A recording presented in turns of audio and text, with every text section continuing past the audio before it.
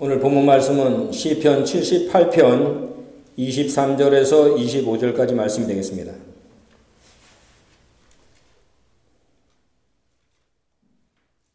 시편 78편 23절에서 25절 말씀을 봉독하겠습니다.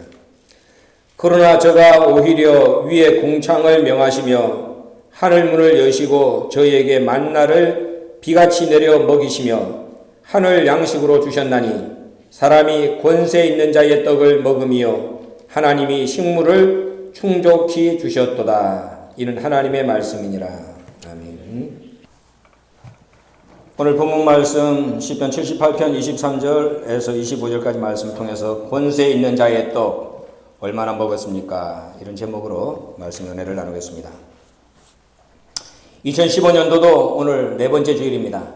또 벌써 이제 한 달이 지났다. 이제 12분의 1이 또 흘러간 겁니다.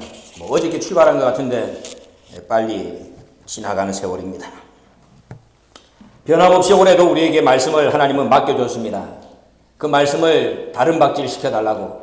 말씀이 도착해야 되는 목적지가 있습니다. 근데 그 목적지까지 말씀을 운반해 달라고 저와 여러분에게 이 말씀의 딜리버리로서 생명을 주시고 직분을 주신 겁니다. 그렇다면은 벌써 네 번째 주일을 맞이하는 2015년도 이 한 달 동안에 우리는 우리 각자를 통해서 얼마만큼 말씀을 다른 박질 시켰습니까? 2014년도를 마감하고 2015년도 1월 1일 날 다 똑같이 출발선상에 서서 이 말씀을 등에다가 업고 달렸다 그 말입니다. 그런데 경주를 하는 사람들 다 똑같이 달리지 않잖아요. 출발선상에서는 똑같이 총성을 듣고 가지만은 1등, 2등, 3등, 4등, 5등, 6등 나눠진다 그 말이에요. 우리 각자에게 똑같은 말씀을 등에다가 이렇게 실어주면서 이 말씀을 좀 다른 박질 시켜달라. 그렇게 부탁하신 하나님, 그 부탁을 받고 출발한 2015년도 넷째 주일을 맞이하는 오늘 우리 각자는 얼마만큼 그 말씀을 다른 박질 시켰느냐. 말씀이 우리를 거룩하게 한다고 그랬습니다. 내가 그 말씀을 다른 박질 시킨 것만큼 내가 또 거룩해진다는 말이죠. 그렇다면은 나는 내 등에 업고 나와 함께 달리는 그 말씀을 통해서 또 작년에 비해서 얼마만큼 거룩해졌느냐. 날마다 우리는 이것을 점검해야 됩니다. 사도 바울은 히브리서 12장 14절에서 이렇게 말합니다. 모든 사람으로 더불어 화평함과 거룩함을 쫓아라. 이것이 없이는 아무도 주를 보지 못하리라. 말씀을 들은 것만큼, 말씀을 다른 박질 시키는 것만큼 우리는 화평의 사도가 돼야 되고 또 거룩해져야 된다 하는 말입니다. 거룩하지 않은 사람이 어떻게 하나님 나라에 들어가겠습니까? 그러니까 하나님의 나라에 들어가는 것은 차치하고 아예 주를 보지도 못한다. 이렇게 말씀을 했습니다. 영적인 전투가 그 어느 때보다도 치열한 시대를 우리는 살고 있습니다. 마지막 전쟁은 말씀과 말의 전쟁이라 그렇게 여러분들에게 가르쳐 줬습니다. 과연 지금 내가 받고 있는 말씀, 이 말씀이 말에게 강력한 도전을 받고 치열한 전투 그 현장 속에 내가 서 있다. 이것이 피부로 와 닿느냐 그 말입니다.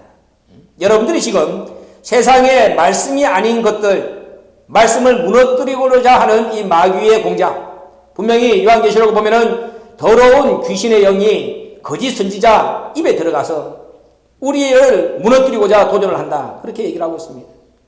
그럼 내가 가지고 있는 말씀과 세상의 더러운 영의 말과 전쟁을 하고 있다 그 말이에요.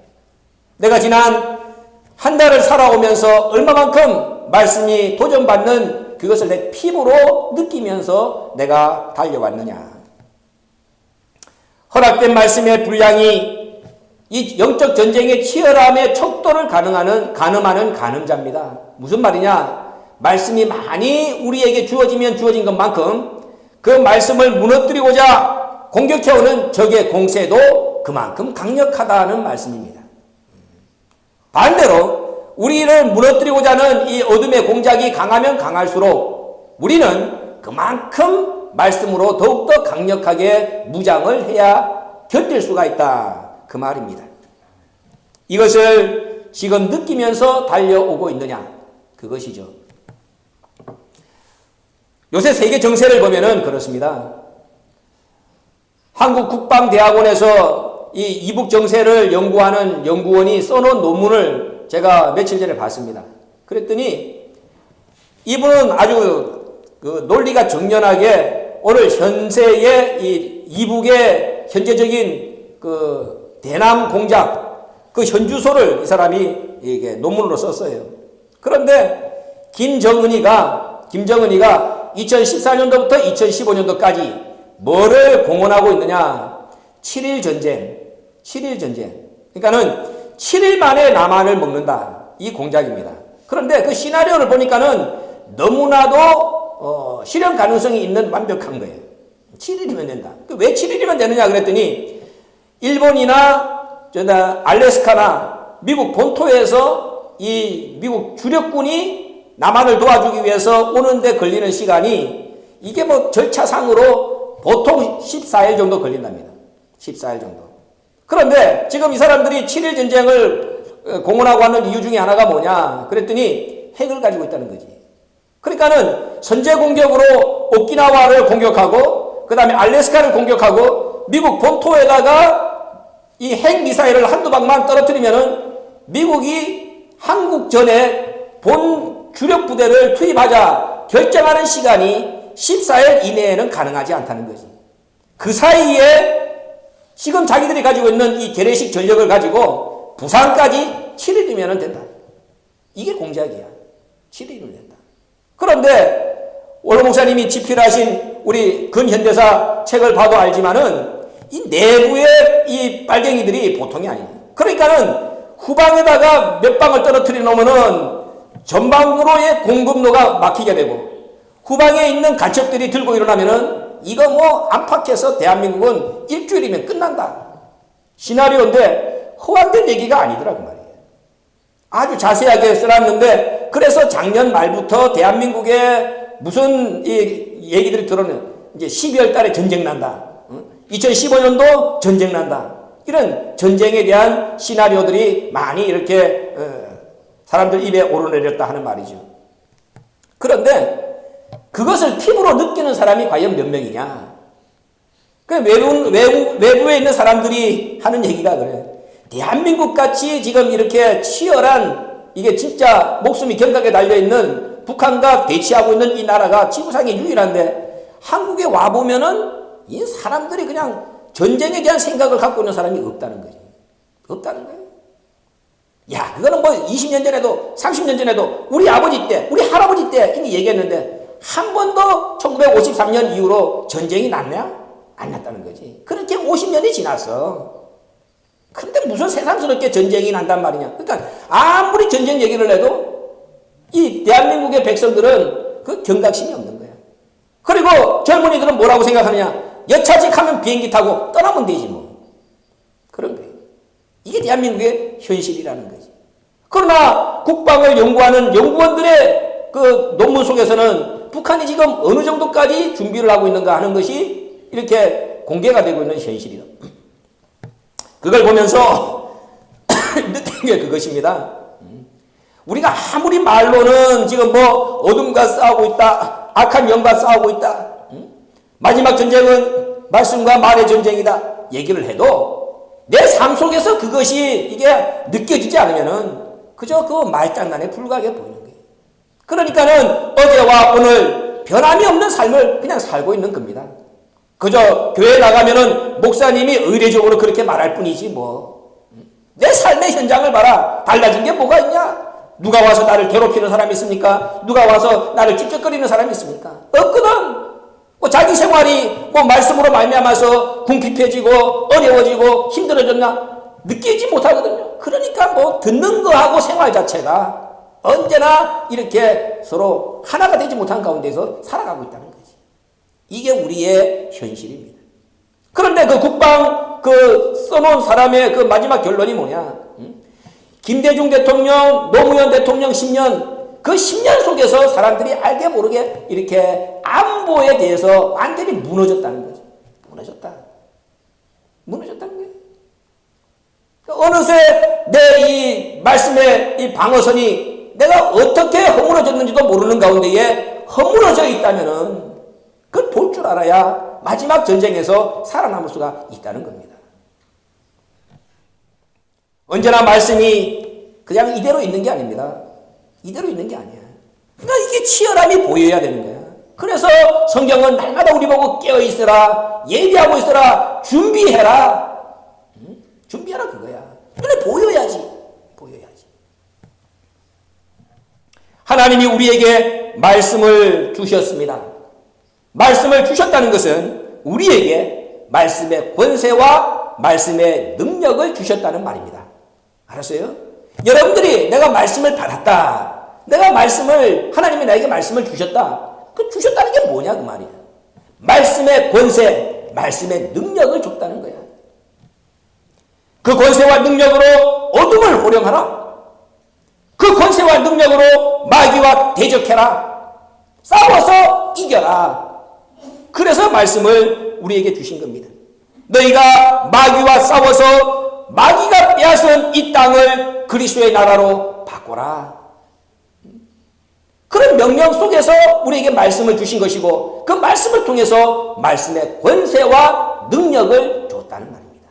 그러면은 2015년도 한 달을 살아오면서 여러분들 어둠의 권세와 싸운 전쟁 여러분들이 기록을 한번 해보라고 말이에요. 뭐가 있는지 얼마만큼 싸우고 어떤 싸움을 싸워서 얼마만큼 하나님의 나라를 회복했는지 한번 보라고 말이에요.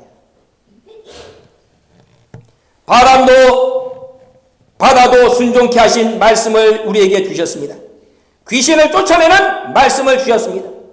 죽은 나사로를 무덤에서 살려서 끄집어내는 말씀을 주셨습니다. 사망에게 고린도전서 15장 55절을 보면은 야, 너 나 한번 쏴봐라. 사망을 향하여 그렇게 호령하는 권세를 주셨습니다. 내가 지금 이렇게 병들어갖고 골골한다. 근데 사도 바울은 우리에게 가르쳐 주기를 사망아, 네가 쏘는 것이 뭐냐? 와서 나 한번 쏴봐. 내가 죽나 안 죽나? 그렇게 한번 해보라는 거지. 그런 말씀을 우리에게 줬다는 거야.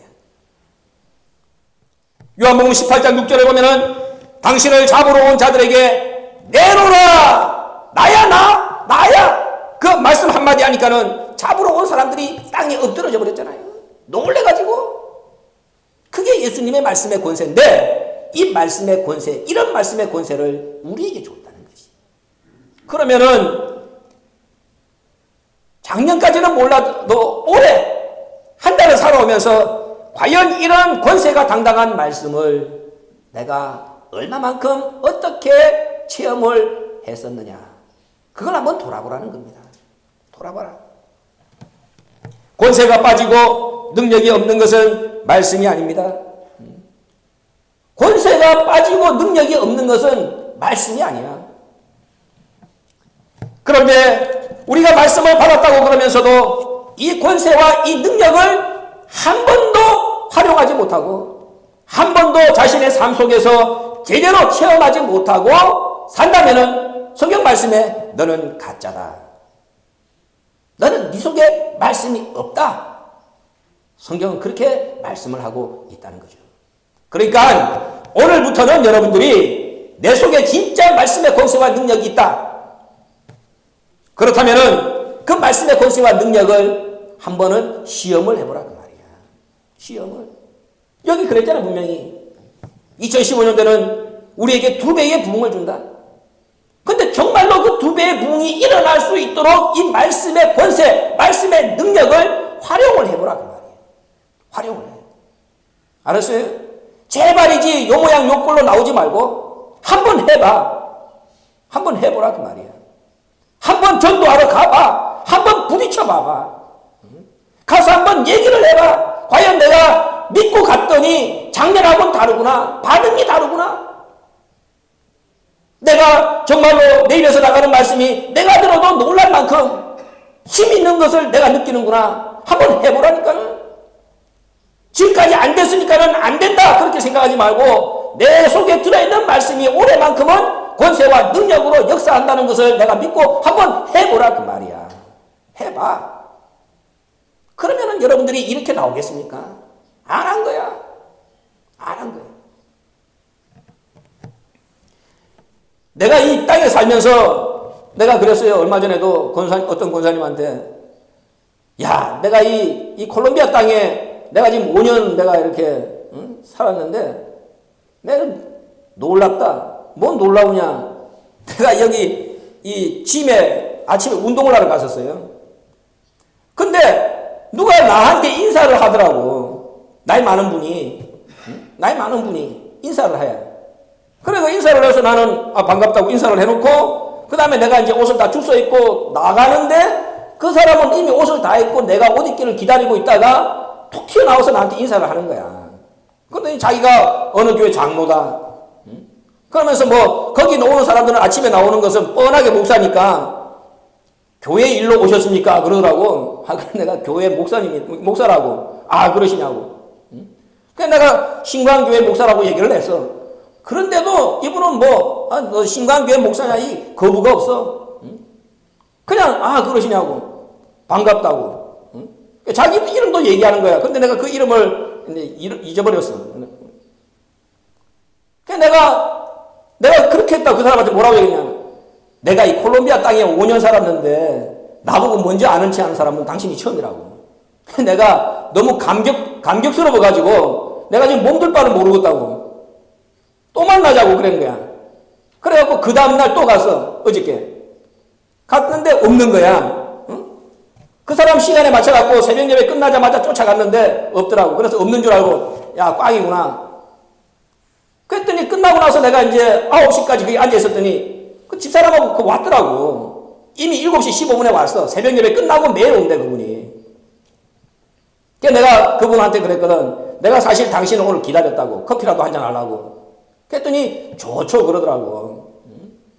그래서 내가 월요일날 어저께는 내가 토요일이니까 안 갔고 월요일날 내가 가려고 그래.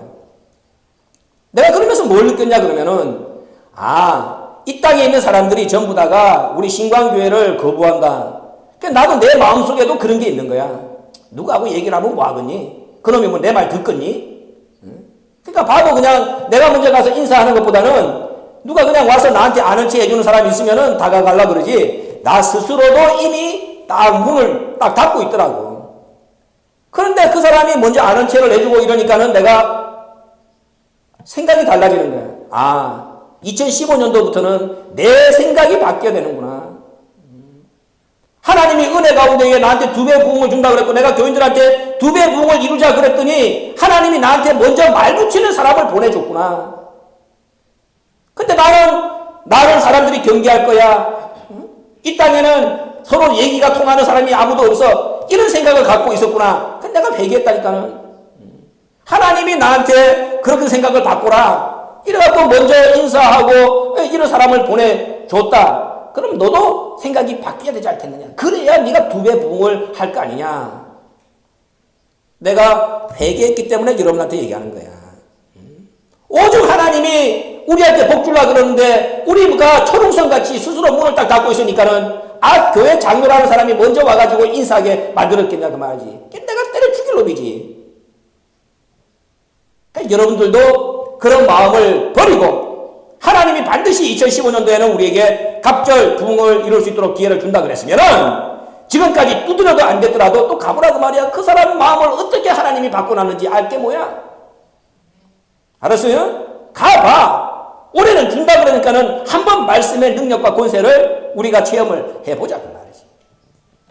과연 내가 내 속에 있는 말씀이 나에게 권세와 능력을 나타낼 수 있는 말씀인지, 나도 호령하면은 만물을 굴복시킬 수 있는 정말로 나를 알아주고 나를 인정해주는 말씀이 내 속에 있는지 우리가 한번 체험해보자 그 말이지. 그래서 오늘 본문의 말씀을 통해서 말로만 권세 있는 자의 떡이다, 하늘 양식이다. 지금까지 우리가 앵무새 같이 말했어. 정말로 나를 통하여 이 말씀이 권세를 나타낼 수 있도록 그 도구가 되고 그 통로가 되는 역할을 우리가 해야 되지 않겠느냐. 그래서 오늘 말씀 앞에 우리가 함께 주목을 하자는 겁니다. 하나님은 모세에게 성소 안에다가 떡상을 만들어서 갖다 둬라 그랬습니다. 여러분들이 오늘 목사님이 구속사 시리즈 9권을 보면은 자세하게 나와 있잖아요. 성소 안에 여어야 될 물건, 지성소 안에 여어야 될 물건. 근데 성소 안에 보면은 하나님이 떡상을 만들어 놓고 그 떡상에다가 진설, 날마다 거기다가 떡을 12개를 진설해 둬라. 그렇게 얘기한 거예요. 떡상 위에는 이스라엘 12지파를 상징하는 12개의 떡을 진설하라 그랬습니다. 그리고 이 12개의 떡을 갖다가 하나님이 뭐라고 그랬느냐? 그것은 면전의 떡이다. 면전. 하나님 얼굴 앞에 떡이라. 이렇게 얘기한 거예요. 하나님이 이스라엘 백성들한테 날마다 뭐 하나님 보고 싶습니다. 하나님 얼굴을 대하고 싶습니다. 하나님 우리에게 응답 주세요. 날마다 그렇게 얘기하는 이스라엘 백성들에게 하나님이 떡을 12개를 딱 갖다 놓으라고 그래요. 그러면서 그 떡을 뭐라고 그러느냐? 면전의 떡이다. 하나님 얼굴 앞에 떡이다. 그렇게 얘기한 거예요. 그러니까는 너희들 내 얼굴 보고 싶어 하면은 이 떡 보면 내 떡. 그 떡 보면은 그 떡이 내 얼굴이야.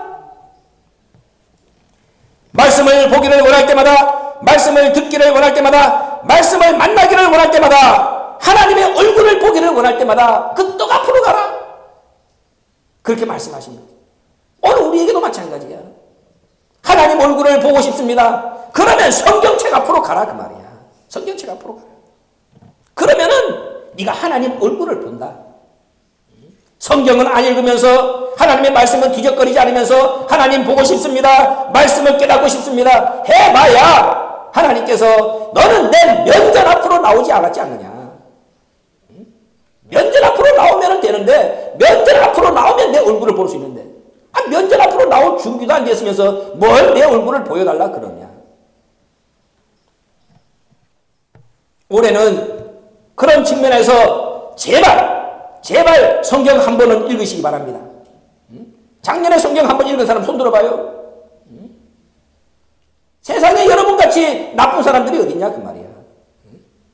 하나님의 말씀을 맡았다. 하나님의 말씀, 최고봉의 말씀을 받고 있다 그러면서도 성경을 1년에 한 번도 안 읽어.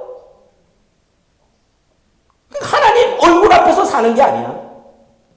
분명히 진설병은 하나님이 면전의 떡이다. 하나님 얼굴 앞에 떡이다 이랬다 그 말이야. 그러니까는 내가 성경책을 뒤질 때마다 하나님의 얼굴이 떠오르는 거야. 그걸 안 했기 때문에 무슨 권세가 있고 무슨 능력이 있겠느냐 그 말이야. 말로만.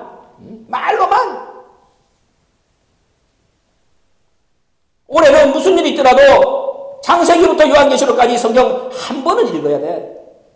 알았어요? 한 번은 읽어야죠. 그래야 하나님 앞에 내가 하나님 면전에서 살았습니다. 그렇게 얘기할 수 있을 거 아니야. 뭐가 그렇게 바빠? 말씀을 통해서 구원받는 것보다도 바쁜 일이 뭐가 있습니까? 이 땅에서. 진설병은 하나님의 임재를 상징하는 거룩한 떡입니다. 하나님의 임재를 나타낸데 그게 하나님 자체라고 말이야. 하나님 자체. 제사장들은 떡을 진설할 때마다 하나님의 임재를 강력하게 느꼈습니다. 김이 모락모락 나잖아. 이스라엘 백성들 앞에 하나님이 진설해라 그럴 때에 얼마나 정성껏 그 떡을 만들었겠습니까? 탁 만들어가지고 여러분 시루떡을 만들어 놓으면 김이 모락모락 나듯이 그 떡을 딱 거기다가 진설해 놓을 때에 그 떡을 진설하는 제사장이 김이 올라가는 걸 보면서 뭘 느꼈겠냐 그 말이야. 야, 말씀이 살아있구나. 하나님이 지금 나에게 말씀하시는구나. 그 떡을 보면서 그 떡에 김이 모락모락 올라가는 걸 보면서 제사장이 그걸 느꼈을 거 아니야. 하나님이 그렇게 느끼게 만들어준 거야. 눈에 보이게. 여러분들 성경책에서 김이 모락모락 납니까? 성경을 펼칠 때마다 아 뜨거워라는 느낌이 나오냐고 말이야. 성경은 불방망이라 그랬는데 펴면은 글자가 크게 내 눈에 들어옵니까? 원로 목사님이 우리한테 말씀하신 게 있어. 지리산에서 3년 6개월 동안 기도하시는데 성경 말씀을 통하여 하나님이 하늘에다가 쫙 펴가지고 그걸 보여주는 거야. 보여주는 거야.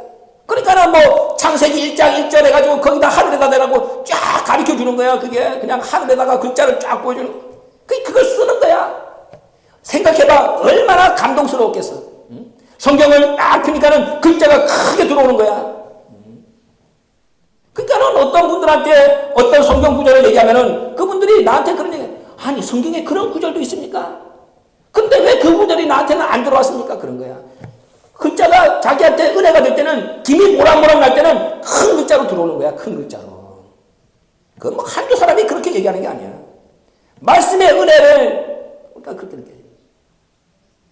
내가 2년 전에 여주 하기 수련회 때 갔는데, 어떤 장로님 사모님입니다. 권사님이야.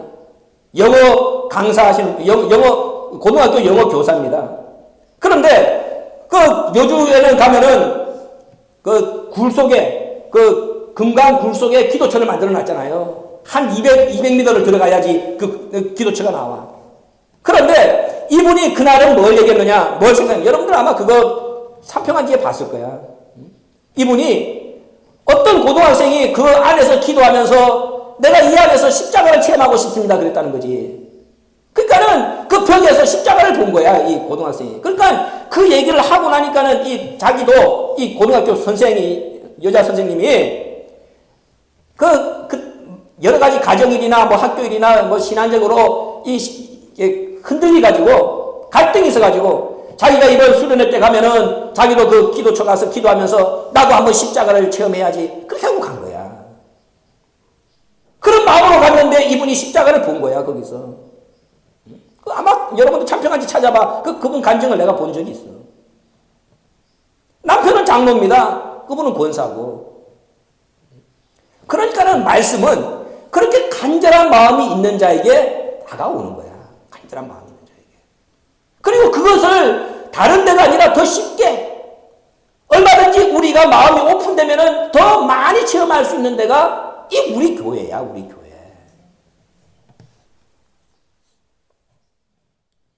저와 여러분이 성경을 펴면은 거기서 떡상에서 떡에 김이 모락모락 올라오듯이 말씀이 그렇게 따끈따끈하게 나한테 다가와야 돼. 근데 여러분들이 뭐 1년 돼도 한 번도 안 읽는 말씀이 무슨 거기에서 김이 나겠습니까? 먼지가 폴락폴락 나지. 그렇잖아요. 그러니까 말씀이 살아있다는 것을 여러분들이 느껴야 될 거 아니야. 그 글자가 꿈틀꿈틀해서 보이고 글자가 크게 보이고 살아있는 말씀이라 그 말이에요. 제사장에게 하나님은 그런 체험을 준 거야. 네가 백성들을 이끌어가야 되는 제사장이 아니냐. 그 제사장들이 매 주마다 그 떡을 바꾸는 거야. 맨날 김이 모락모락 나는 그 떡을 갖다 바치면서 제사장 마음이 아무리 차갑게 식었다 할지라도 그 떡을 보는 순간, 야, 하나님이 지금도 나에게 이렇게 말씀하고 계시구나.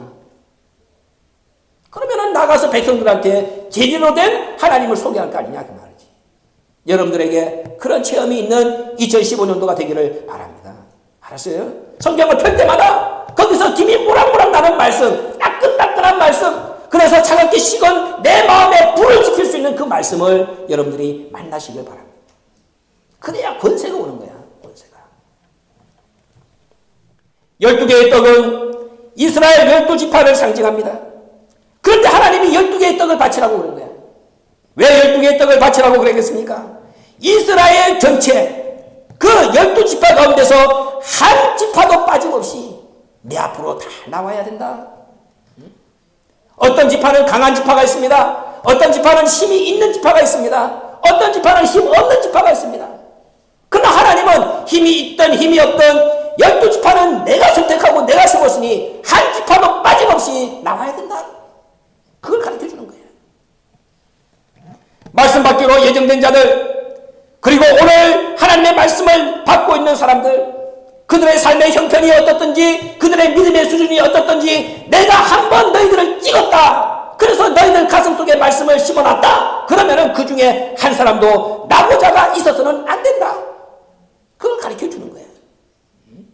누가 깊은 말씀이 있다, 누가 뭐 말씀을 많이 깨달았다가 중요한 것이 아니라, 너희가 12지파 속에 들어왔다면은 그 중에 한 사람도 이 중에서 버리는 떡이 되어서는 안 된다는 거지. 그래서 우리 보고 사도 바울은 히브리 3장 13절에 그랬잖아요. 매일 피차 권면해라. 그래서 너희 중에 누구든지 죄의 유혹으로 강팍해 되는 자가 없도록 해라. 어떤 사람은 말씀이 수준이 부족하면은 시험 드는 사람도 있을 거 아닙니까? 그러니까 하나님 말씀은 네 중에 그 중에 좀 괜찮은 사람이 매일 피차 권면해. 그래서 넘어지려고 하는 사람을 붙잡아 일으켜가지고 식어서 썩어서 냄새 날라고 하는 떡까지도 그 속에 다시 모락모락 김이 피어나게 해가지고 살리라는 거예요. 진설한 떡은 하나님께 복양하기 위한 떡이 아닙니다. 무슨 떡이냐? 이스라엘 자손을 위한 떡입니다. 레위기 24장 8절을 보세요. 항상 안식일에 이 떡을 여호와 앞에 진설할지니 이는 이스라엘 자손을 위한 것이라. 떡을 진설하는 목적이 이스라엘 백성들을 축복하기 위한 것이지 하나님께 복양하는 것이 아니라는 겁니다. 하나님이 뭐가 귀신 제사상 차리듯이 우리가 좋은 떡을 차려놓으면 하나님이 받아먹고 그게 아니라는 거야. 이 떡을 설치하라는 것은 너희 자신을 위해서야. 너희 자신. 진설된 떡을 보면서 오늘도 우리에게 일용할 양식을 주시는 하나님 앞에 감사하고 그 떡을 먹고 힘을 내가지고 오늘도 나에게 영생의 길을 달리라고 부탁하시는 하나님의 권명을 기억하고 자신들을 위해서 지금도 쉬지 않고 일하시는 하나님의 열심, 그 열심을 잊지 말고 배우고 감사해라. 그래서 하나님이 떡에다가 그 김이 모락모락 나는 떡을 매주일 바꾸면서 그것을 하나님 명절의 떡이라고 하면서 그걸 바라보면서 신앙을 키워라. 그렇게 말씀하신 거예요. 그래야 떡이 능력을 나타낸다는 거지. 그래야 그런 마음으로 그 떡을 봐야. 오늘 우리에게 말씀을 주시면서 말씀을 읽으라고 하시고 말씀을 지키라고 하시는 것도 같은 뜻입니다. 말씀은 나를 위해 주는 겁니다. 내 축복, 내 행복, 내 영생. 그래서 나보고 말씀을 먹고 말씀을 읽고 말씀을 지켜라. 그렇게 말씀하는 겁니다. 내가 말씀을 많이 읽는다고 하나님한테 무슨 도움이 되겠습니까? 하나님이. 아무 상관이 없는 거야. 날 위해서야. 날 위해서. 진설병은 고운 가루와 기름과 소금으로 만들었습니다. 고운 가루가 되려면 계속 그 가루를 빻아야 돼. 계속 그 가루를 빻아야지 고운 가루가 될 거 아닙니까? 생명의 떡을 받아 먹기 위해서는 시련과 고통이 있다는 말입니다. 아무나 말씀을 듣고 아무나 말씀을 깨달을 수 있는 것이 아니라는 겁니다. 어떤 사람이 말씀을 듣고 말씀을 깨달을 수 있느냐? 그 말씀의 도루 위에 자신을 던지는 사람이야. 누가복음 20장 18절에 그랬잖아요. 누가 살아납니까? 누가 말씀의 은혜를 받습니까? 하나님 말씀하기를 그 말씀의 도루 위에 자신이 던져서 부서지는 사람이다. 그런데 말씀의 돌 위에 자신을 던져서 부서지지 않으면 어떤 일이 벌어지느냐? 그 돌이 그 사람 머리 위에 떨어져서 그 사람을 완전히 뭉개버리겠다는 거야. 그러니까 두 가지 종류야. 내가 먼저 말씀의 돌 위에 떨어지면은 내가 깨어져가지고 말씀이 내 것이 되고, 반면에 끝까지 그 말씀의 돌 위에 나를 던져서 나를 빠스러뜨리지 않으면은 그 말씀의 돌이 나를 깨뜨려버린다는 거지. 누가복음 20장 18절의 말씀입니다. 이 돌 위에 떨어지는 자는 살고 이 돌이 그 사람 위에 떨어지는 사람은 그 사람은 죽는다는 거야.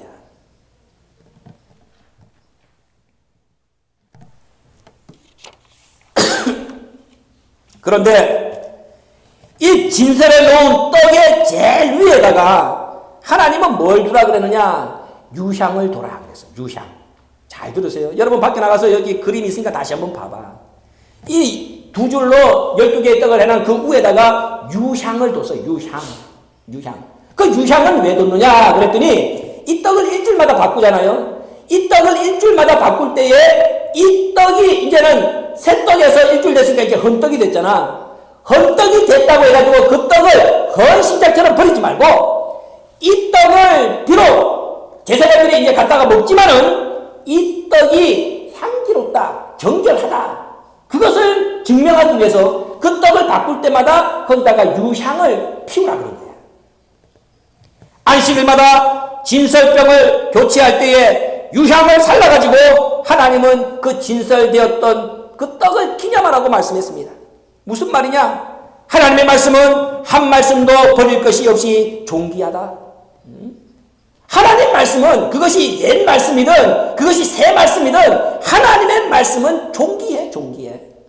옛 말씀이라고 해서 그것을 네 마음대로 갖다가 짓밟아서 쓰레기통에 던져버리라. 아닙니다.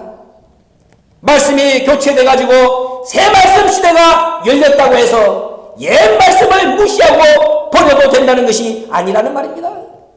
예수님이 와서 그랬잖아요. 야, 내가 언제 율법을 버리라고 그랬니? 나는 율법을 온전케 하러 왔느니라. 온전케. 옛 말씀은 새 말씀을 여는 기초였습니다. 기초야. 그렇기 때문에 당연히 그 옛 말씀이 있어야 새 말씀이 능력과 권세를 보이는 거야. 근거기 때문에. 그래야 하나님의 비밀이 맞춰진다는 거죠. 이사야 34장 16절에 짝을 맞춰라. 옛 말씀과 새 말씀, 구약과 신약이 짝을 맞춰야 하나님의 말씀의 비밀이 풀어진다. 마태복음 13장 52절에 예수님은 이렇게 말씀했습니다. 천국의 제자된 서기관마다 마치 새 것과 옛 것을 그 곳간에서 내어오는 집주인과 같다. 저와 여러분이 이 말씀이 옛 말씀과 새 말씀. 여러분 봐봐. 오늘 아침에도 공부했지만 예수님의 부활의 도 위에 그 피 뿌린 옷을 입고 변화의 도가 전개가 된 거야. 변화의 도가 하늘에서 뚝 떨어진 게 아닙니다. 예수님이 피 뿌린 옷을 그걸 입고 그 다음에 거기서 부활의 도 더 위에서 변화의 도가 더 높은 말씀의 도가 열리는 거야. 그러니까 하나님은 부활의 도 예수님이 없이 어떻게 아버지가 오냐 그 말이야. 그러니까는 예수님의 그 말씀 위에도 뭐 유향을 피워라. 기념하라. 거룩한 말씀이다. 그걸 가르쳐 주는 거지. 또 물려낸 떡은 제사장들이 거룩한 곳 성막들에서 먹었습니다. 버린 게 아닙니다. 이것은 하나님의 말씀은 그 어떠한 경우에도 세상 사람들의 조롱거리가 되어서는 안 되고 돼지에게 던져지는 진주가 되어서도 안 된다는 것을 가르쳐 준 겁니다. 하나님의 말씀은 비록 그것이 이제는 교체가 됐어. 그래도 그 떡은 제사장들이 거룩한 성막들 안에서 그걸 먹었단 말이야. 그래서 사도 바울은 디모데후서 2장 23절에서 뭐라고 그랬느냐? 야, 말씀 가지고 다투고 말씀 가지고 변론하는 거 그것같이 무식한 일이 없다. 말씀은 변론의 대상이 아니야. 그 분쟁의 대상도 아니야. 다툼의 대상도 아니야. 그건 무익하고 헛된 거야. 말씀은 받으면은 내 속에서 소화될 때까지 말씀이 과연 그러한가 묵상하고 또 묵상하는 것밖에 없어. 알았어요? 그걸 가지고 세상의 논리를 가지고 그 말씀을 이치적으로 따져가지고 서로 변론해보자. 그건 어리석다는 거야. 어리석은 거야. 말씀은 변론의 대상이 아니야. 하나님 앞에 묵상하면서 과연 그 말씀이 그러한가. 사도행전 17장 11절 베레아 사람들처럼 그 말씀을 상고하는 것밖에 없다고 성경은 말씀하고 있습니다. 이 떡은 안식일마다 새 것으로 교체됐습니다. 레위기 24장 8절을 보면은 항상 매 안식일에 이 떡을 여호와 앞에 진설하라. 그래서 역대상 9장 32절을 보면은 고핫 자손들이 매 안식일 아침 일찍 더운 떡을 구워서 제단에 바쳤다고 성경은 말씀하고 있습니다. 우리가 왜 매주일마다 나와서 말씀을 들어야 됩니까? 그걸 가르쳐주고 있는 거예요. 아니 떡 한번 진설해가지고 아니 하나님이 뭐 능력이 없습니까? 그걸 갖다가 이스라엘 백성들 40년 동안 광야길 걸을 때에 그 떡을 40년 동안 보존한다고 해서 거기 냄새가 나겠습니까? 하나님이 이스라엘 백성들의 옷이나 이스라엘 백성들의 신발에 냄새가 나지 않게 했잖아요. 그러면은 하나님이 한번 설치해 놓은 그 떡 냄새 나지 않게 썩지 않게 못하겠습니까? 그런데 왜 하나님은 일주일마다 그 떡을 교체하라. 새 것으로 구워서 새 떡을 갖다 올려놔라. 그렇게 얘기했겠습니까? 오늘 우리가 매주일마다 교회 나와서 새 말씀을 듣는 그 이유를 가르쳐주고 있는 거야. 매 주일마다 하나님은 우리에게 새 말씀을 주십니다. 더욱 떡을 주십니다. 새로 구운 따끈따끈한 떡을 우리에게 주시는 거야. 한 주일 빠져 그러면은 그 떡은 식은 떡이 됩니다. 그 떡은 벌써 오래된 떡이 됩니다. 그 떡은 냄새나는 떡이 됩니다. 그 떡은 역사가 나타날 수 없는 떡이 되는 거야. 하나님은 말씀을 날마다 새롭게 해가지고 우리 마음속에 부어주려고 일주일마다 그 떡을 교체해 주는 거야. 너희가 날마다 말씀을 드려야 된다. 그걸 가르쳐 주는 거지. 근데 뭐 한 달 전에 10년 전에 20년 전에 나가 깊은 말씀을 받았다. 그러니 너희들 지금은 뭐 수준 낮은 말씀을 받고 있으니 내가 안 가도 된다.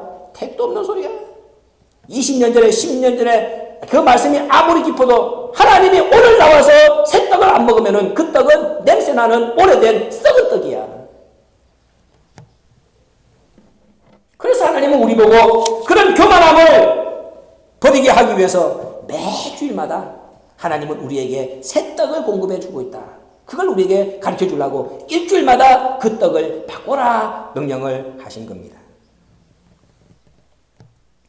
항상 진설되어 있는 이 생명의 떡은 변함없는 하나님의 언약을 보여주고 있습니다.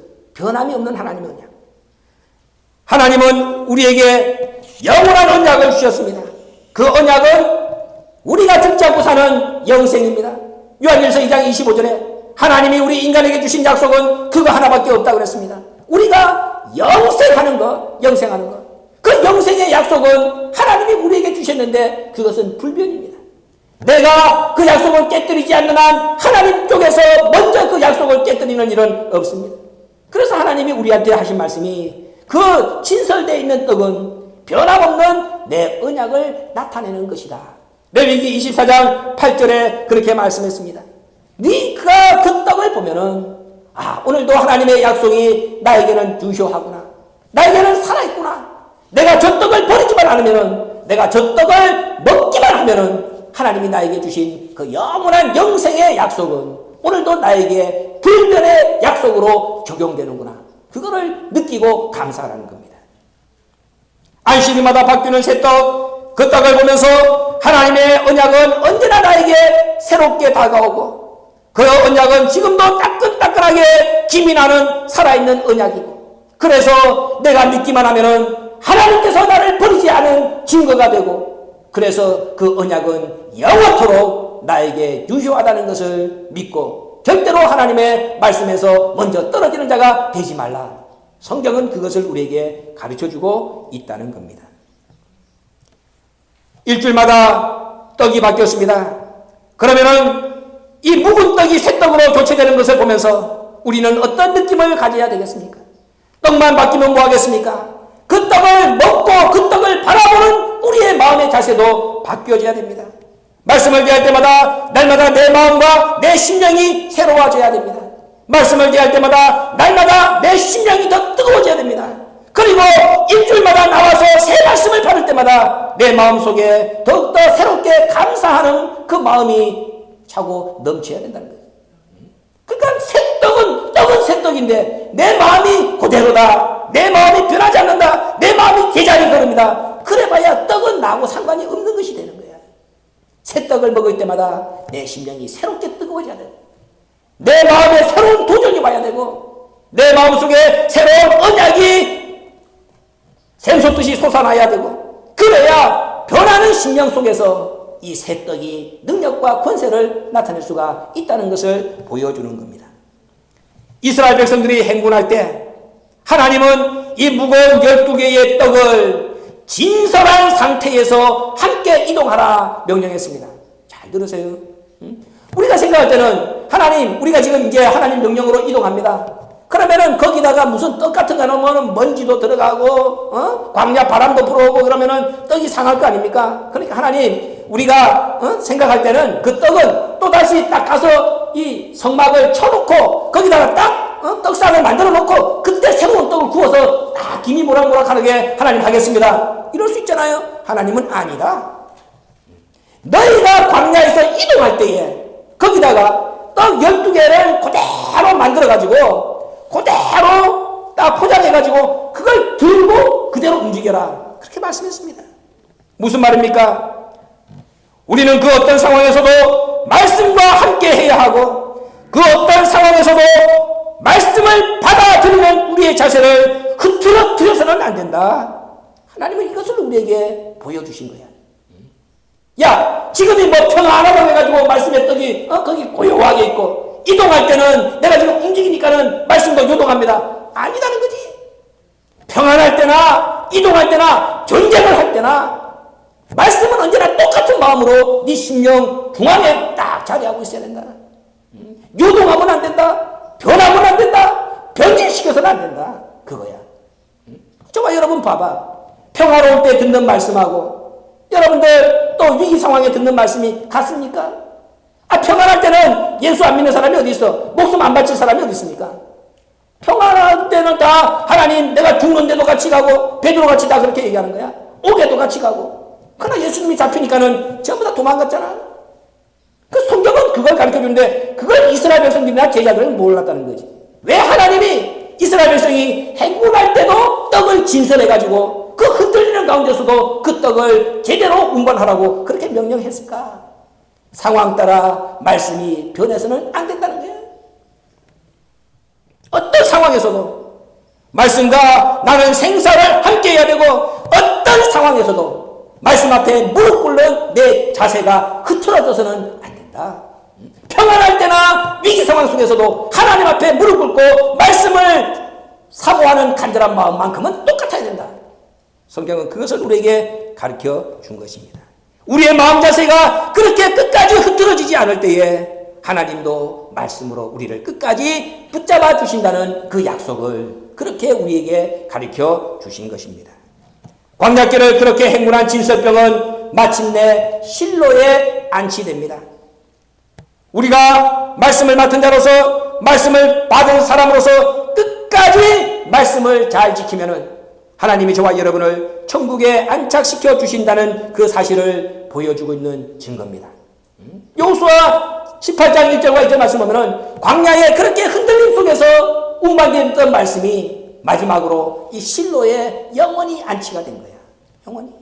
저와 여러분이 흔들리는 상황 속에서 비록 말씀을 받았다 할지라도 내 심지가 견고해서 그 말씀이 결코 손상되지 않도록 제대로 보존하면은 우리의 영혼을 하나님께서 천국에 편안하게 받아주신다는 사실을 그렇게 보여주셨다는 겁니다.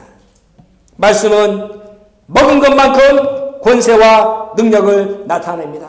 많이 먹은 자에게는 큰 권세, 많이 받은 사람에게는 큰 권능으로 나타나. 그러나 적게 말씀을 먹은 사람에게는 작은 권세와 작은 능력을 나타낼 수밖에 없는 겁니다. 알았어요? 그러니까는 말씀을 많이 먹어야 되는 거야. 말씀을 많이 저장해야 되는 거야. 그러니까 우리가 평상시에 내가 어떤 말씀을 얼마만큼 먹었느냐, 그건 대단히 중요하다는 거죠. 베드로가 말씀을 먹고 난 뒤에 하나님의 은혜 속에서 한 번 설교하니까는 3,000명.